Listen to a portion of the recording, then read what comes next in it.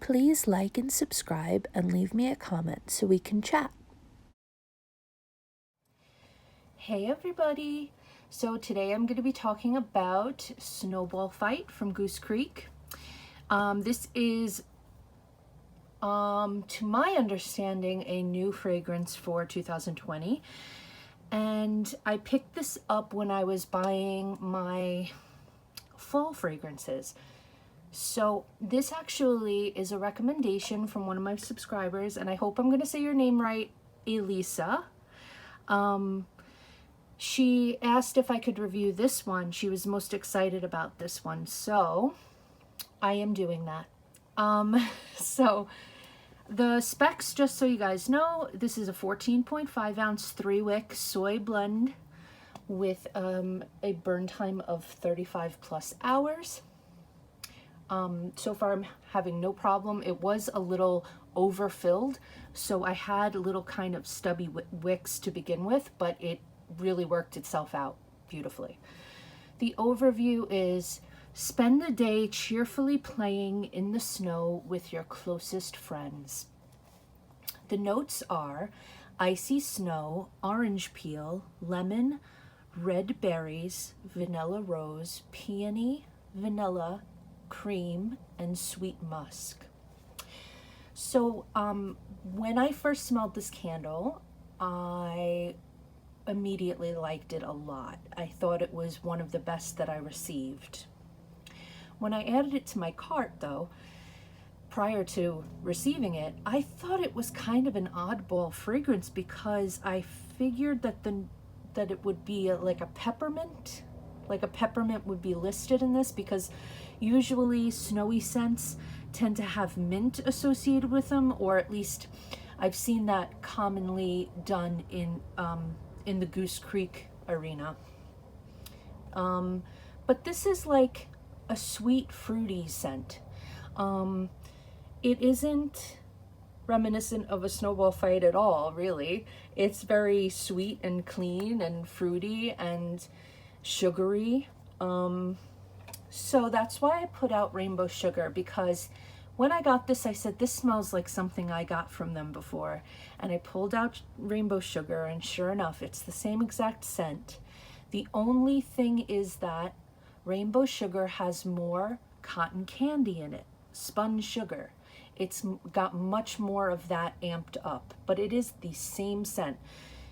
The notes on Rainbow Sugar are frozen strawberries, iced lemon, juicy raspberry, pink pomelo, spun sugar, and vanilla. So they are different notes, but to me, they do that often. They will call one fragrance this and then another fragrance this, and it's the same exact fragrance. So I don't know why they tend to do that, but it happens, and my nose usually picks up on something that I've smelled before. Like I can detect things pretty well. So the appeal for me is an 8. This is actually a pretty strong candle. It's starting to ease off a little bit now that when I first started burning this, it was throwing it like a 10. I'm like, whoa, are you gonna stay like this? So it really is strong, and it's maintaining its strength. I don't foresee this going beneath an 8. I think it's gonna stay, on the higher range of scent throw. So it doesn't have the peppermint in it, so there's no this icy snow that they have in the note. Just throw that in the garbage. There's no such thing. This doesn't give you a snow feeling at all. It isn't an edible, so this is not like fruity to the point where you're like, oh, this is like a strawberry or whatever, like I can eat this, like so nice and juicy. It's much more of a perfume based, like a musky perfume scent, but it is very sweet and sugary at the same time. So if you've ever smelled, there's a lot of body splashes and stuff out there that are very, in the same realm. But I like this. It's very pretty. Rainbow Sugar was one of the first candles I ever bought from Goose Creek. I bought Rainbow Sugar and Sun-Drenched Strawberry.